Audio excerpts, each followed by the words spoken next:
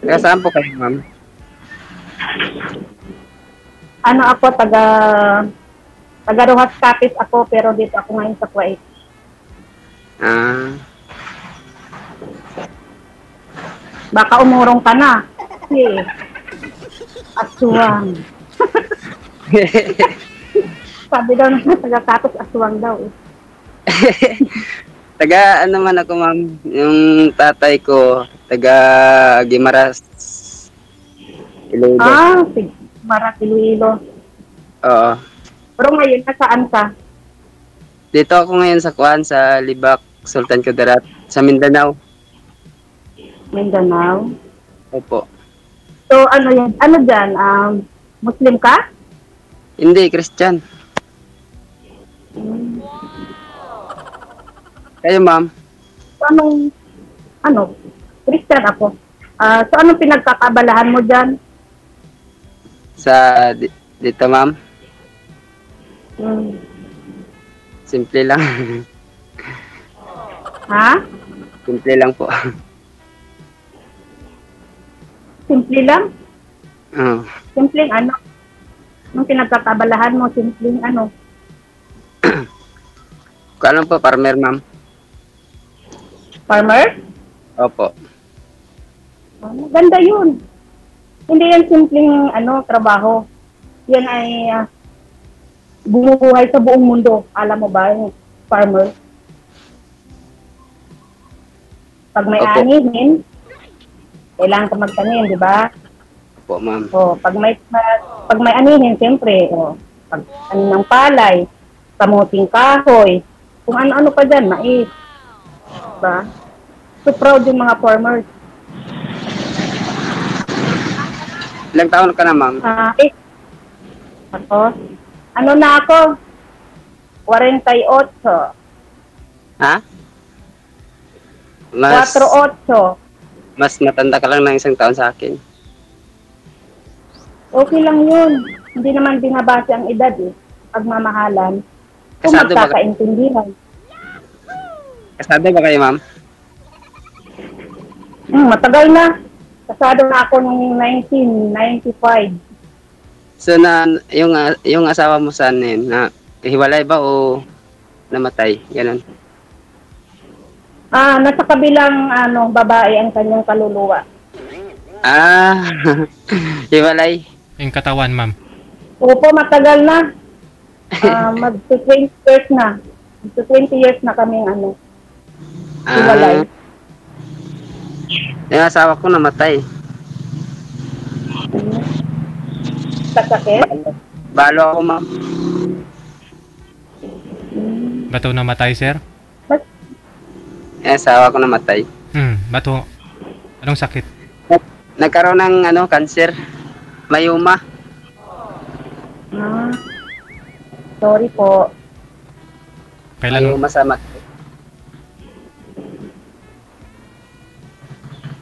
May anak kayo, ma'am? May, alin? May anak kayo? Oo, 4 yung bunga ng pagmamahala namin. Sa akin isa. Malalaki na yung mga anak ko. Nung maliit pa yung bunso ko dati, 6 months pa lang yung bunso kami. Bunso ko nung iniwan kami nung ama.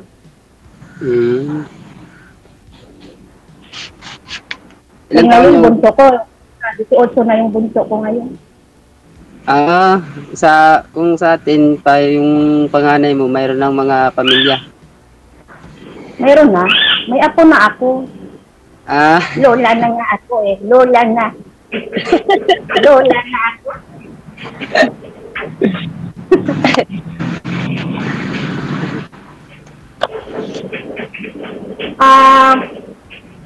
Kayo, ilang taon na nawala yung misis nyo? 2010, ma'am. 2015. Medyo na rin.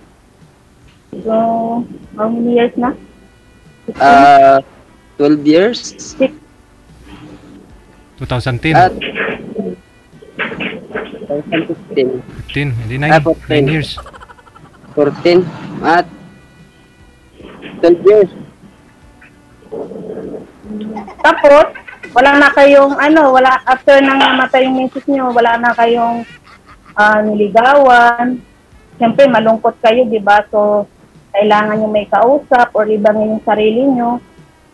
Wala na, parang nag-ano lang ako, nag-call pala. Hindi ako Nakalma? Hindi ako nakapaghanap. Oh, kalma. Baby, kalma. Hindi kalma. Baka sa kayo, makahanap na ako.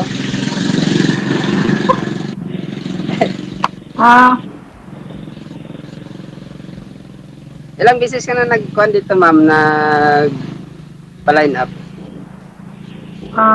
Pangalawa ko na to. Sa akin, pangalawa din.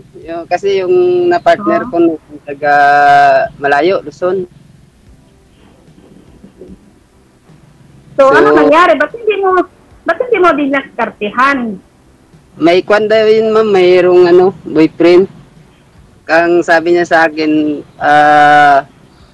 sinusubukan niya lang daw. Eddie, wow. Ganun? Oo. Subok? Akala ko nga eh. Mahirap yung subok.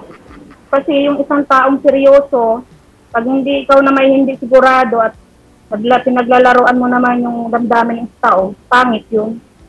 Sinamantala mo yung kabiguan sa buhay. Kaya yung sinabi ko Kaya ka nga, tapos nawala din bigla. Di sana, di ka na lang dumating sa buhay ko, no? Kung palandali ang kaligayahan lang, tapos sasabihin sa'yo, nung tumibok na yung sa'yo, sabihin na, mayroon na ako. Tumibok ng kanya sa iba? Paano naman yung pagtibok mo? Naputol. Naputol mo. Sarilinin mo na lang yung pagtibok. Kaya nagpa-line up ako ngayon lang. So, ikaw yung na-partner ko. Sino nga pala yung pangalan? Yung sa akin naman, tawagin mo na lang ako na na Flor. Flor? Opo. Ako pala si Ginny. Ginny Taonira. Pambabae yung pangalan ko eh. Wag mong banggitin yung apelyido mo. Mamaya maagaw ka pa nila sa akin eh. Ito naman. Ano ba yun? Sige, magtanong ka lang. ikaw magtanong. Diyan sa lugar niyo, naapektuhan ba kayo dati nung yung magulo dyan? Yung bagyo, yung landslide? Yung bagyo, malapit ito yun sa amin, pero doon man yun nangyari sa bundok. Sa Bulibak. Pero okay. Dito sa amin, safety dito sa amin. Walang dito. Walang gulo? Walang gulo. Nakagulo malayo dito sa amin. Ang gulo doon sa mga bundok man. Hindi dito.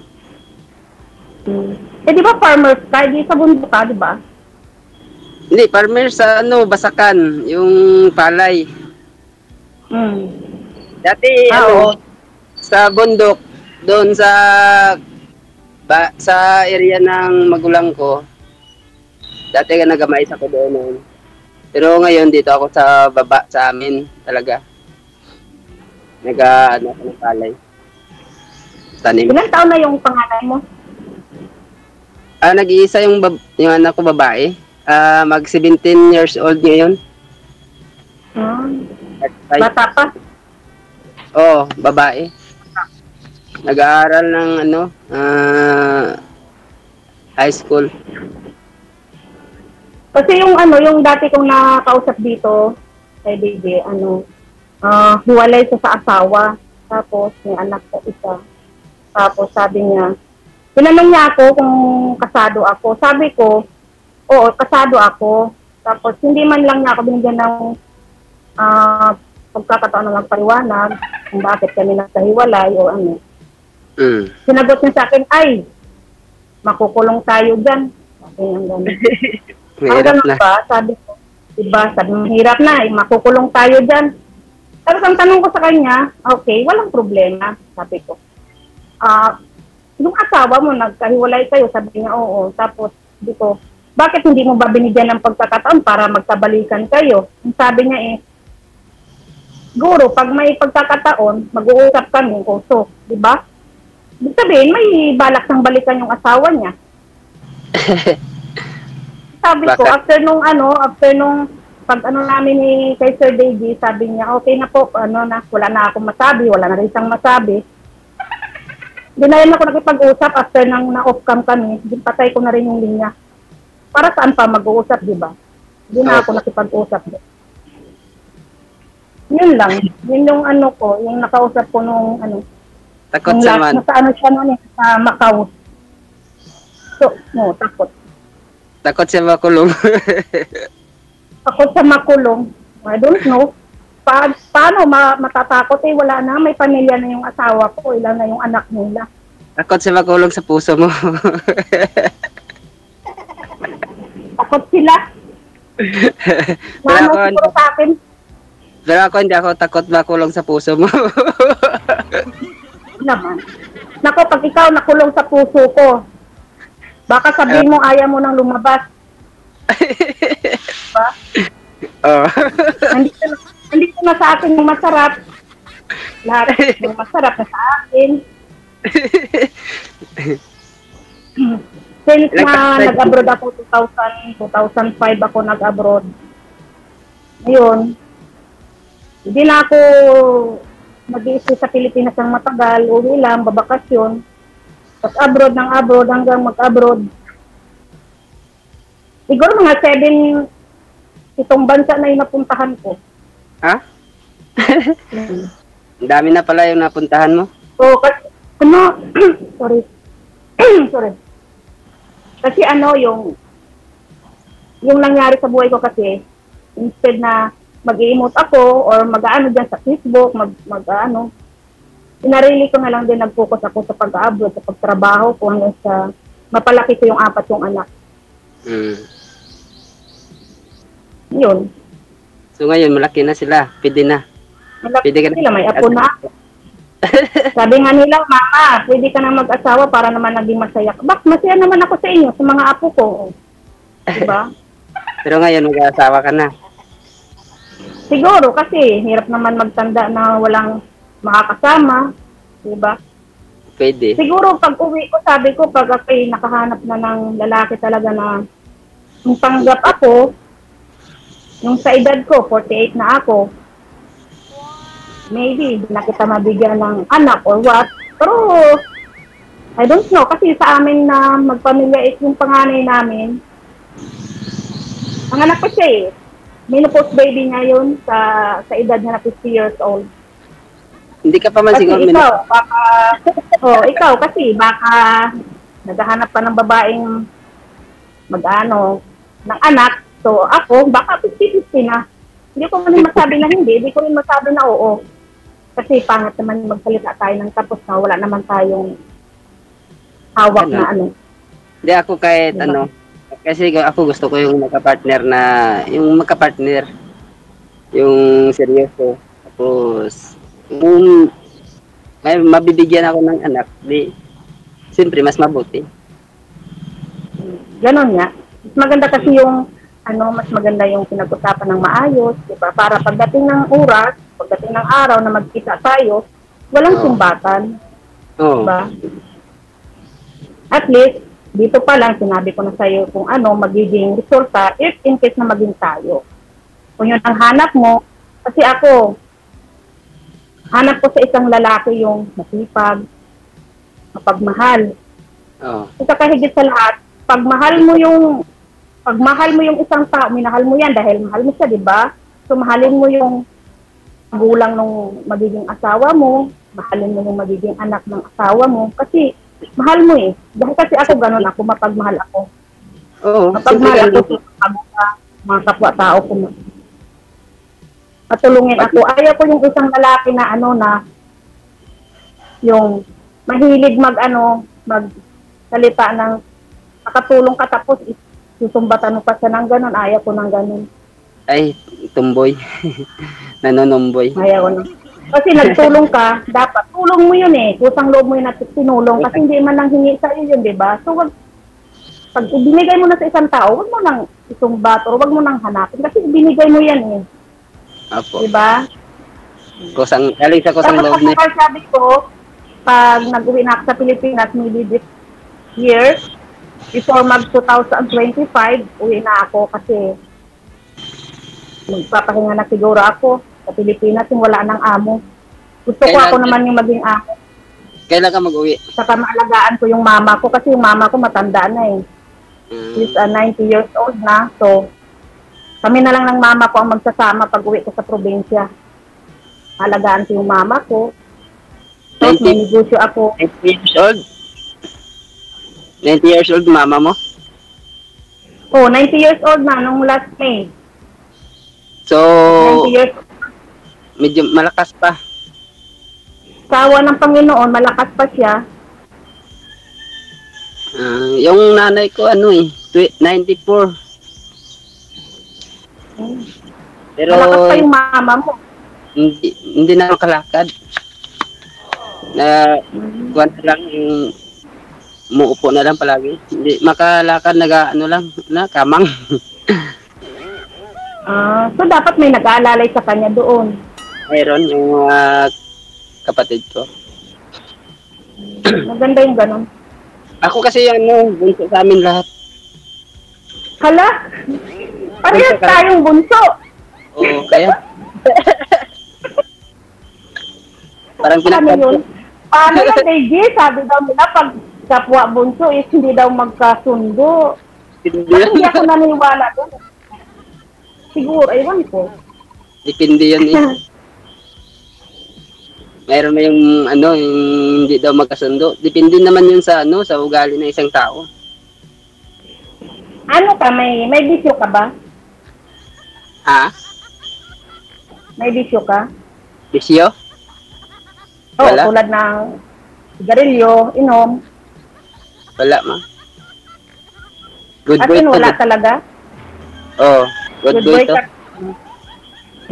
So good. Kasi ako, wala din akong bisyo eh. Oo. Ang ano ko lang, ang libangan ko lang yung sumakanta ako, sumasayaw ako, nagluluto ako, ganun. Habang nagluluto, pakanta-kanta, pasinding-kinding, ganun. Yan lang yung ano ko, hindi naman ako mahilig nung mag-out. Yung mga magbanding-banding Minsan lang, pag sa mga anak ko, yung nagyayaya yung mga anak ko, pero sa barkada, ayaw ko. Sabi ko, kung gusto niyo dito kayo sa bahay, nagiinuman yung mga barkada ko, ako, taga-kain lang ng pulutan. Taga-kanta nila. Kasi kahit kailan, di talaga ako mapapainom nila. Saan, bahala kayo dyan. Hindi ka mo inom? Hindi.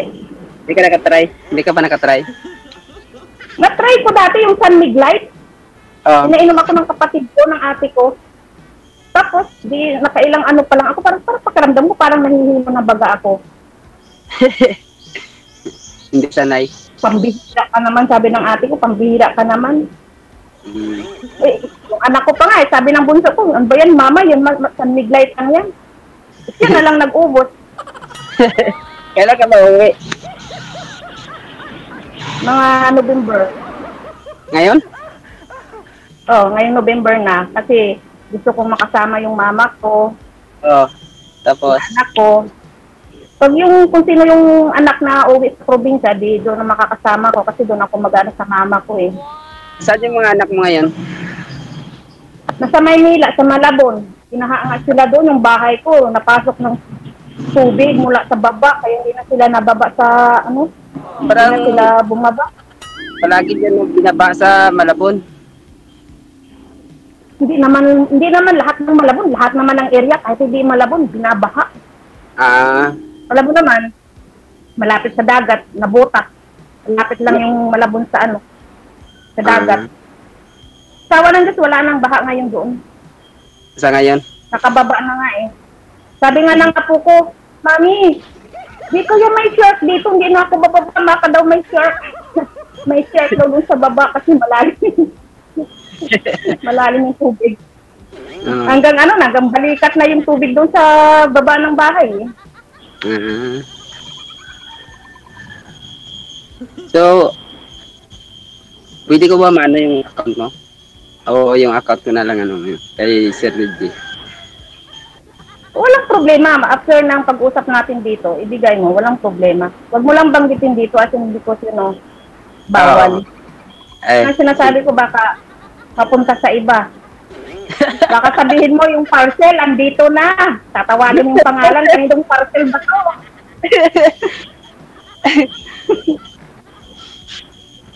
Ganito lang ako mag-usap, masayahin. Kasi sinanay ko na yung sarili ko magiging masaya.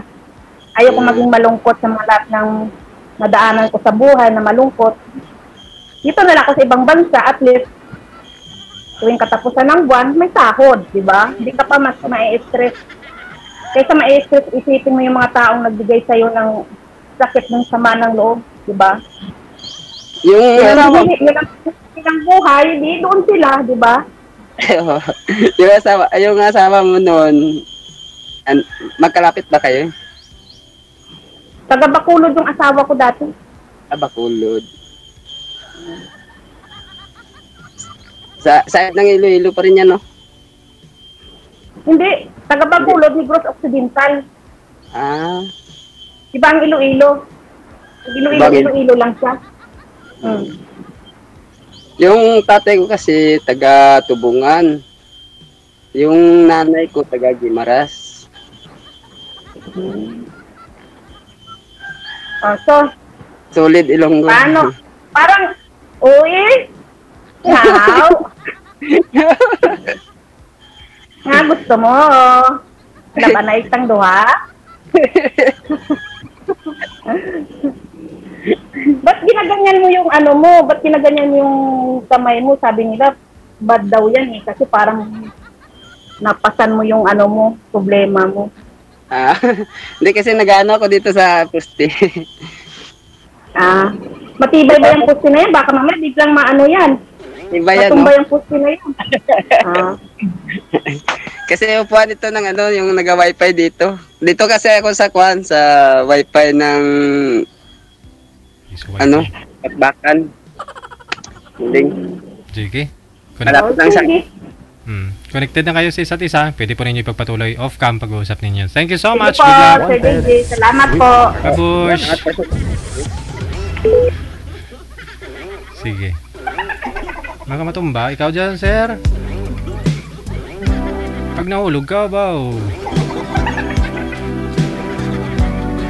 Oras natin